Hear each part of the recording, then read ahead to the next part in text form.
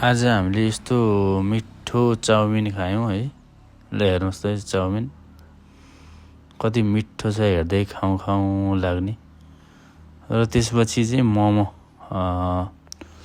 के भन्छ यो चिकन फ्राई मोमो खायौँ होइन। आज एकदम रमाइलो भयो। यो चाहिँ बानीटार हाइटको चाहिँ टपमा बसेर खाएको हो। त्यसपछि फेरि केही खानु मन लाग्यो, त्यसपछि फेरि चिया मिल्क टीको लागि चाहिँ फेरि अर्डर गरेर मिल्क टी पनि खायौँ। त्यसपछि तपाईँहरूले चाहिँ यो साइड सिन देख्न सक्नुहुन्छ है। यो चाहिँ हाम्रो टोखा ग्रान्डीतिरको हो।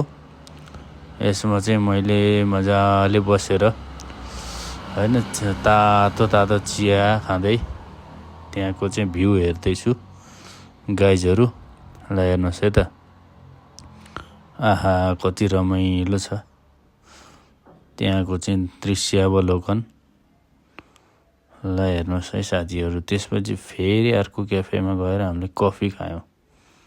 ल हेर्नुहोस्, यो कफी पनि आजै खाएको है। आज कति धेरै कुरा खाइयो त। ल यस्तो क्याफेमा गएर फेरि पनि कफी खाइयो। त्यसपछि फेरि राइडमा जाने होला भनेर उता फुटुङ, यो चाहिँ मनमयज्यूको चाहिँ फुटुङ भन्ने ठाउँबाट राइडमा चाहिँ गयौँ। राइडमा जाँदा जाँदै यस्तो नेचुरल ब्युटीहरू चाहिँ हामीले देख्न सक्छौँ। यहाँ चाहिँ मन्दिर पनि रहेछ। मन्दिरको छेउछाउबाट एकदमै रमणीय दृश्यहरू। यता चाहिँ खासै जग्गाहरू धेरै रहेछ। यसमा चाहिँ घरहरू अलिक कम बनेको छ।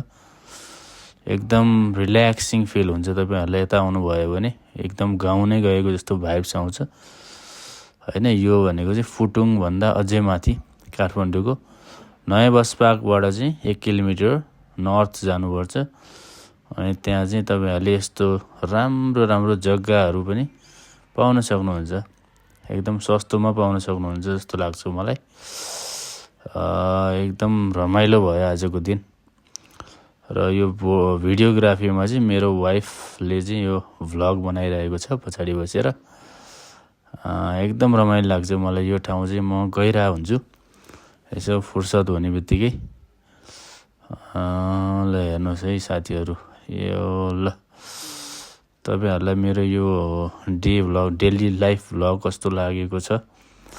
यदि राम्रो लागेको छ भने कृपया लाइक, सब्सक्राइब र मिठो कमेन्ट गर्न नभुल्नु होला।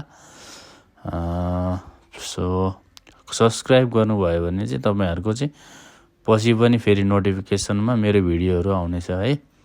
सो यदि राम्रो लाग्यो भने कृपया सेयर गर्नु होला। सो मेरो भिडियो हेरिदिनु भएकोमा धेरै धेरै धन्यवाद।